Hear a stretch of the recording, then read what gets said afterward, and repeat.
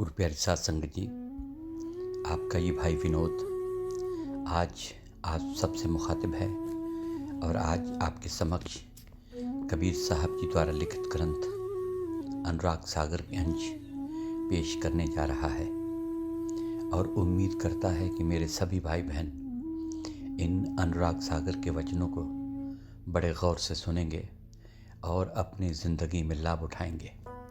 और आज कल से आगे कबीर साहब जी आगे फरमाते हैं कि जीवन जारे कष्ट दिखावे तब लैपुन 84 पावे।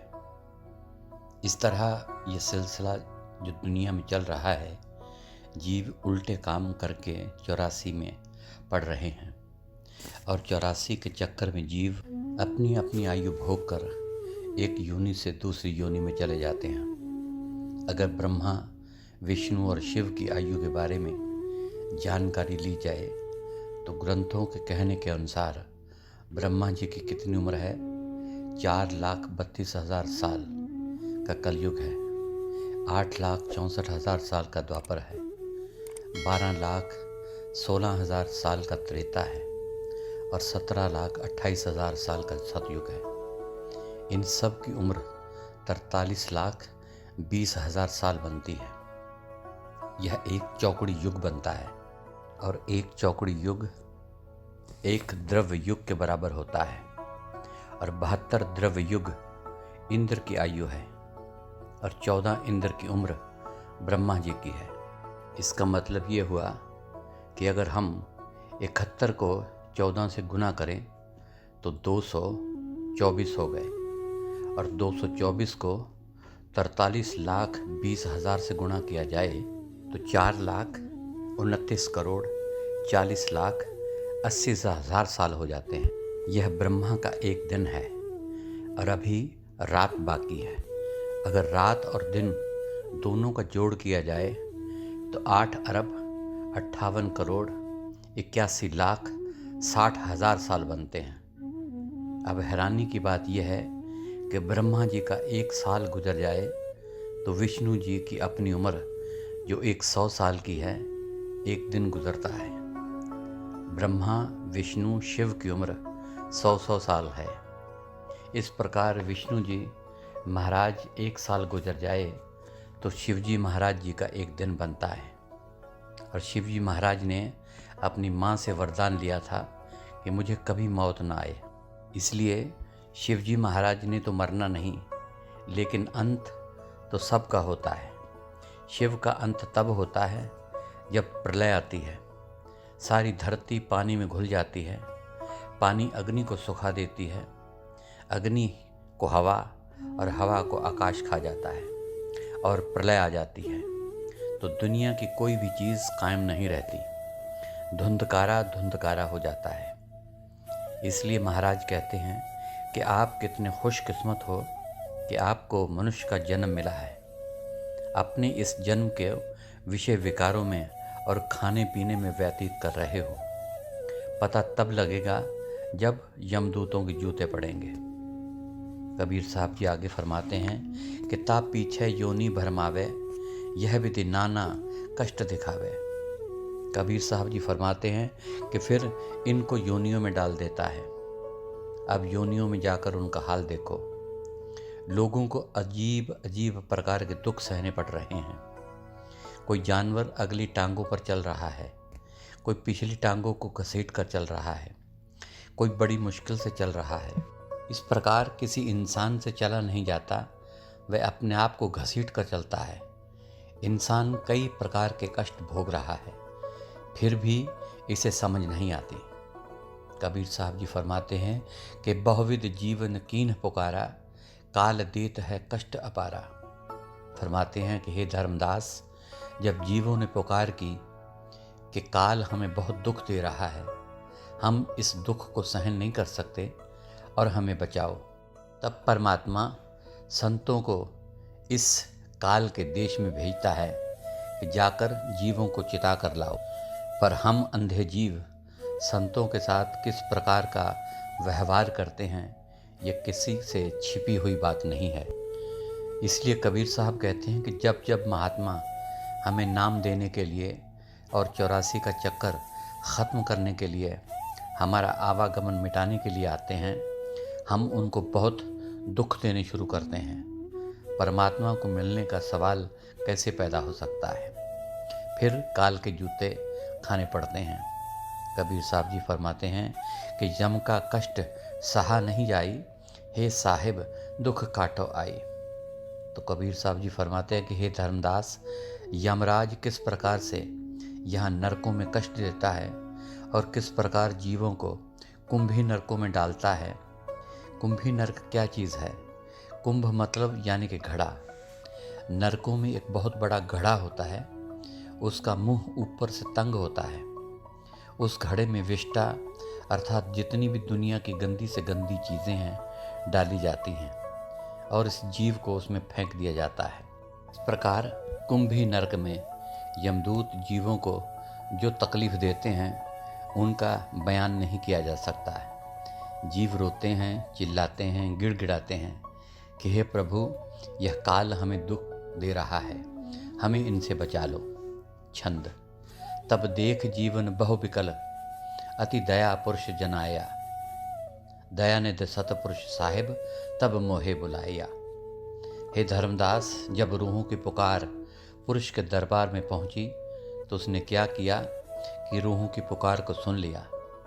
फरमाते हैं कि जिस समय उनकी फरियाद को सुना, पुरुष ने उसी समय मुझे बुलाया और कहा कि हे कबीर, जाओ, आपकी ड्यूटी यहाँ लगाई जाती है। कहो मोहे समझाए बहुविध, जीव जाए चिताब हो, तुम दर्शते जीव होए शीतल, ताप तपन बुझाए हो। पुरुष ने मुझे ये बात बहुत ही अच्छी तरह समझाई कि आप जाओ, काल जीवों को बहुत ही दुख दे रहा है। वह उन्हें कुंभी नरकों में डालकर बहुत ही बुरी हालत से तंग कर रहा है। जाकर उनका कोई उपचार करो, उन्हें वहाँ से निकालो। हे ज्ञानी जी महाराज, ये नाम कबीर साहब जी का ही था कि आप नरकों में जाओ, वहाँ लोग बहुत दुखी हैं। जब आप जाओगे तो मेरी ताकत आपके अंदर होगी। जब जीव आपको देखेंगे तो उनके हृदय शांत हो जाएंगे और जलन दूर हो जाएगी। सोरठा। आज्ञा लीनो मान पुरुष, सिखापन शीश घर, तत्क्षण कीन प्यान शीश नाम सतपुरुष को।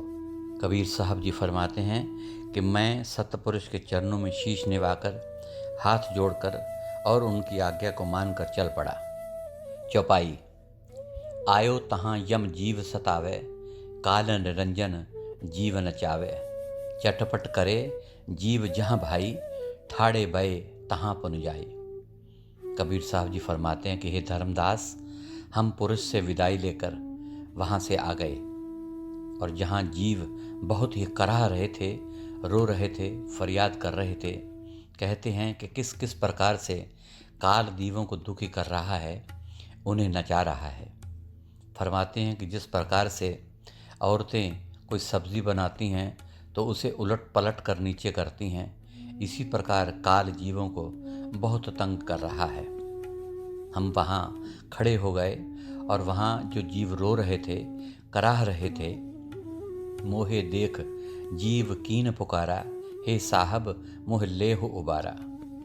कबीर साहब जी बता रहे हैं कि जिस समय जीवों ने मेरी तरफ देखा तो उन्होंने पुकार कर कहा कि हे सच्चे पातशाह, हे सच्चे साहब, हमारी हालत बहुत बुरी है। इस प्रकार कबीर साहब जी फरमाते हैं कि जब जीवों ने हमें देखा तो फरियाद की कि ऐ सच्चे पातशाह, तू हमें यहाँ से निकाल ले। हे साहिब, तू परमात्मा का रूप है, तू स्वयं ही परमात्मा है। तेरे दर्शन करते ही हमारी जलन दूर हो गई है। तू हम पर इतनी दया कर, हमें यहाँ से निकाल। तब हम सत्य शब्द गहरावा, पुरुष शब्द स्यों जीव छुड़ावा। तब कबीर साहब जी ने फरमाया कि जब मैंने उनकी बातचीत सुनी, उसी समय सत्य नाम का शब्द पुकारा। जो जीव नरकों में पड़े थे, उनके कानों में सत्य नाम की आवाज़ पड़ी और वे सारे सत्यनाम की डोर से बंध गए। फिर कबीर साहब जी आगे फरमाते हैं कि सकल जीव मिल अस्तुति लाई, धन्य पुरुष जीव तन तपन बुझाई। सभी जीवों ने वहाँ मेरी स्तुति की कि आप धन्य हो, आप यहाँ आए हो, हमारे अंदर जो तपन थी, हमारी दुखदायी हालत बनी हुई थी, वह सब शांत हो गई है। सो हे सच्चे पातशाह, तूने हम पर बहुत ही अपार कृपा की है। और सच्चे पातशाह, तू धन्य है, तेरी शोभा धन्य है। तू परमात्मा का रूप है, तू परमात्मा ही है। तूने हमारे दुख दरिद्र दूर करने की हमारी तपन बुझाई है। यम से लेह छुड़ाओ स्वामी, दया करो प्रभु अंतर्यामी। हे प्रभु, तू कृपा कर हमें इन यमदूतों से राहत दिला, हमें इन यमों के फंदों से निकाल लो। हे मेरे अंतर्यामी प्रभु, तू घट घट का मालिक है, घट घट के अंदर का ज्ञाता है, यानी कि तू सब बातें जानता है। तू सबके दिल की पढ़ सकता है, पर फिर भी हमारा काम है अर्ज करना, अरदास करना, फरियाद करना, कोई उपाय करो और हमें यहाँ से निकालो। तब मैं कहा जीवन समझाई, जोर करूं तो वचन नसाई। मैंने सारे जीवों से कहा कि हे भले पुरुषों, मेरी बात भी शांतिपूर्वक सुनो और अपनी भी कहते जाओ। मेरी बात ध्यान से सुनो कि मैं क्या कहता हूँ। कबीर साहब जी ने फरमाया कि जोर आजमाइश करके मैं आपको सीधा परमात्मा से नहीं मिला सकता, क्योंकि जो परमात्मा से मिलने का कानून निरंजन ने बनाया है, मैं उसे उलट नहीं सकता और तोड़ भी नहीं सकता। परंतु मैं एक काम कर सकता हूँ, आप सबको मनुष्य का जन्म दे सकता हूँ। फिर आप मृत्यु लोक में जाकर गुरु धारण करके, शब्द लेकर, शब्द की कमाई करके उस जगह को नहीं देख लेते जहाँ मरने के बाद जाना है, उतनी देर परमात्मा से नहीं मिल सकते। कबीर साहब जी आगे फरमाते हैं कि जब तुम जाए धरो नर देहा, तब तुम करो शब्द स्नेहा। सो हे भले लोगों, अब मैं आपको सीधा मनुष्य जन्म दे देता हूँ। इसको पाकर आपने क्या करना है? गुरु के साथ प्यार करो, शब्द के साथ प्यार करो।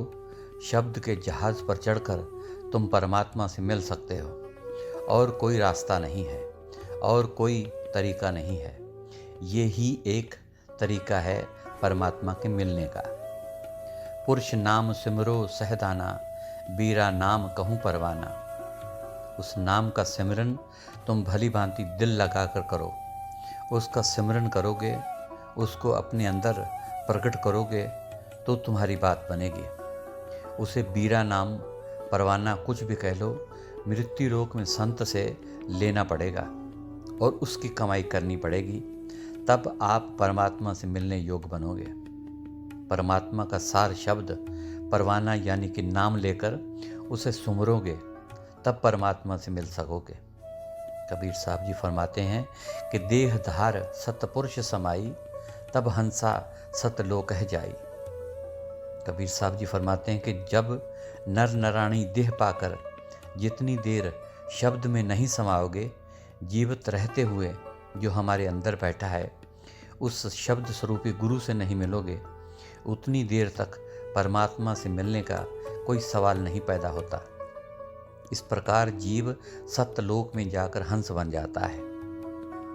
यह आशा तह बासा हुई, मन वच कर्म सुमरे जो कोई। मैंने आपको ये सारी बात समझा दी है, पर मेरी एक बात सुनो। आप नाम लेकर परमात्मा से मिल सकते हो। अब कबीर साहब जी फरमाते हैं, अब तो है कष्ट भयो जियो आनी, ताते यह विद बोले बाणी। कबीर साहब जी फरमाते हैं कि मरते वक्त जिस तरफ ध्यान चला जाए, इस जीव को उसी जगह जाकर जन्म लेना पड़ता है। देह धार कीनो यह आशा, अंत आए लीनो तहबासा। फरमाते हैं कि देह धारण करके मन में आशाएं आ जाएं, वासनाएं आ जाएं, तो वे आदमी को उल्टे रास्ते पर लगाकर दूसरा जन्म दे देती हैं। इसी कारण महात्मा कहते हैं कि जहाँ आशा तहाँ बासा। जैसी इच्छा मन में होगी, परमात्मा उसी अनुसार तुम्हें फल देगा। अगर आपके मन में आशा है कि मैंने परमात्मा से मिलना है, परमात्मा आपको अवश्य मिलेगा। इसलिए देखो महात्मा आगे क्या कहते हैं, अब तुम देह धरो जग आई, बिसरो पुरुष ता काल धर खाई। हे भक्तों, मैं तुम्हें बड़े प्रेम से कहता हूँ कि जाओ मृत्यु लोक में सीधे चले जाओ, वहाँ जाकर मनुष्य जन्म लो, और संत महात्माओं से नाम लो। नाम की कमाई करके जहाँ मरने के बाद जाना है, जीवित रहते हुए उस स्थान को देख लो और शब्द स्वरूपी गुरु के साथ मिल जाओ, तब तुम्हारी 84 काटी जाएगी। अब मैं आपको एक और बात बताता हूँ कि तुमने अब नरकों का हाल देख लिया। परमात्मा ने तुमको ले जाने के लिए मुझे भेजा है। अगर तुमने नाम को भुला दिया, अगर सुमरन ना किया, फिर तुम्हें यमों की जूतियाँ खानी पड़ेंगी और फिर से नरकों में आ जाओगे। जीवन की विनती। कहे जीव सुन पुरुष पुराना, देह धरी बिसरो यह ज्ञाना। अब नरकों में फंसे हुए जीव बातचीत कर रहे हैं कि हे सच्चे पातशाह, तू परमात्मा का रूप है, तू खुद परमात्मा है, हमारी एक विनती को स्वीकार करो। हे सच्चे पातशाह, यहाँ तो हम तेरे साथ बातें कर रहे हैं। जब मृत्यु लोक में जाकर देह धार ली, इंसान बन गए, वहाँ सारी बातें भूल जाएंगे। फिर क्या होगा? पुरुष जान सुमर्यो यमराई, वेद पुराण कहे समझाई। जीव कहते हैं कि हम फिर उसी चक्कर में पड़ गए। हम पहले भी परमात्मा से मिलने के लिए आए थे, संत महात्माओं की संगति की थी, उनके साथ प्यार भी किया था, फिर हमें यमों की जूतियाँ खानी पड़ी। अगर हम फिर से मृत्यु लोक में चले गए तो वहाँ वेद पुराण सारे ही उपरोक्त बात के बारे में समझाते हैं। वेद पुराण कहे मत एहा, निराकार ते कीजे नेहा। वेद पुराण परमात्मा की बहुत स्तुति करते हैं।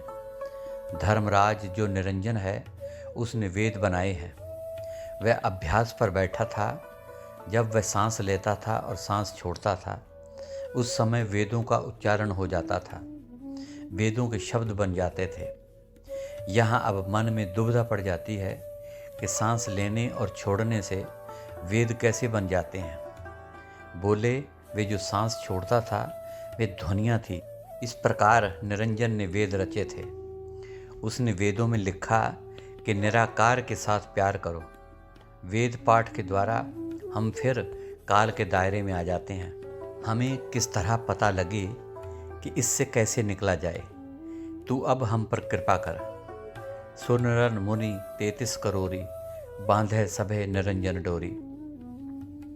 कहते हैं कि किस प्रकार ऋषि मुनि तथा जो 33 करोड़ देवी देवता हैं, वे सब जीवों को फंसाकर काल के दायरे में ले जाते हैं। राम, कृष्ण, कच्छ, मच्छ सब ने वेद पाठ करवाकर, वेदों में फंसाकर, वेदों में ही सारी दुनिया का गर्क कर दिया। अगर हम फिर से वेदों में फंस गए तो क्या फ़ायदा हुआ? इसमें कोई शक नहीं कि वेद हमें ब्रह्म तक ले जाते हैं, पर फ़ायदा क्या हुआ? फरमाते हैं कि इस प्रकार सारे जीव निरंजन की डोर से बंधे रहते हैं। जहाँ जैसा नाम मिलेगा वहाँ वैसी ही बात बनेगी। इसलिए हे सच्चे पातशाह, हमें निरंजन की डोर से न बांधना, पुरुष की डोर से बांधना। अगर तूने हम पर कृपा की तो ऐसी ही कृपा करना। ताके मते कीन हम आशा, अब यह चीन परा यम फांसा। फरमाते हैं कि इस प्रकार हमारी आशा होनी चाहिए। इस प्रकार की आशा हमारे मन में पैदा करना कि हम काल के चक्कर में न पड़ें। यह सब कुछ तू ही कर सकता है, हमारे बस में कुछ भी नहीं है। तेरी अपार कृपा के द्वारा ही हम परमात्मा की ओर आ सकते हैं। किस प्रकार हम जीव यमों के बीच फंस गए हैं, हम पर दया करो ताकि हम फिर यहाँ दोबारा वापस ना आएं। कबीर वचन। सुनो जीव यह छल यम केरा, यह जम फंद कीन घनेरा। हे धर्मदास, ये यमों का निरंजन बहुत बड़ा जाल है। इसने दुनिया को फंसाया हुआ है और सारी दुनिया उसी में ही उलझी हुई है। यमराज का फंदा इतना भयानक है जिसे महाजाल कहते हैं। छंद। काल कला अनेक कीनो, जीव कारण ठाठ हो। वेद शास्त्र पुराण स्मृति, जाते रूंधी पाठ हो। कबीर साहब जी फरमाते हैं कि ये वेद शास्त्र और पुराण महाजाल है। वेद जीवों को ज्ञान देते हैं और जल्दी ही नरकों में फेंक देते हैं। काल के इस जाल से कोई भी बाहर नहीं निकल सकता। यम आप तन धार प्रकट होकर सिफ्त अपनी कीनो। हे भले पुरुषों, काल भगवान ने दूत छोड़े हुए हैं। ये दूत आकर दुनिया को ज्ञान देते हैं। जो दुनिया के पंडित हैं उनको यमदूतों के समान बताया गया है। कहते हैं कि इस तरीके से वे आकर लोगों को कथा ज्ञान करवाते हैं। उनको स्वयं को कुछ भी पता नहीं है। परमात्मा के पास ले जाने की बजाय काल के मुंह में लेकर चले जाते हैं। किसी को भी इस बात का ज्ञान नहीं है। नाना गुण मन कर्म ठाठो, जीव बंधन दीन हो। कबीर साहब जी फरमाते हैं कि नाना प्रकार के दुख और नाना प्रकार के हथकंडे, नाना प्रकार के तरीक़ों से जीव को फंसाने के लिए, अपने मुंह में डालने के लिए काल के पास अनेकों हथियार हैं। सो गुरु प्यारी साध संगत जी, आज के लिए इतना ही। कल अनुराग सागर के आगे के अंश आपके समक्ष रखे जाएंगे। तब तक के लिए इस नाचीज़ को इजाज़त दीजिए और आखिर में मेरी तरफ से आप सभी भाई बहनों को प्यार भरी धन धन सतगुरु तेरा ही आसरा, हाजिर नाजिर जिंदा राम तेरा ही आसरा अर्ज़ है।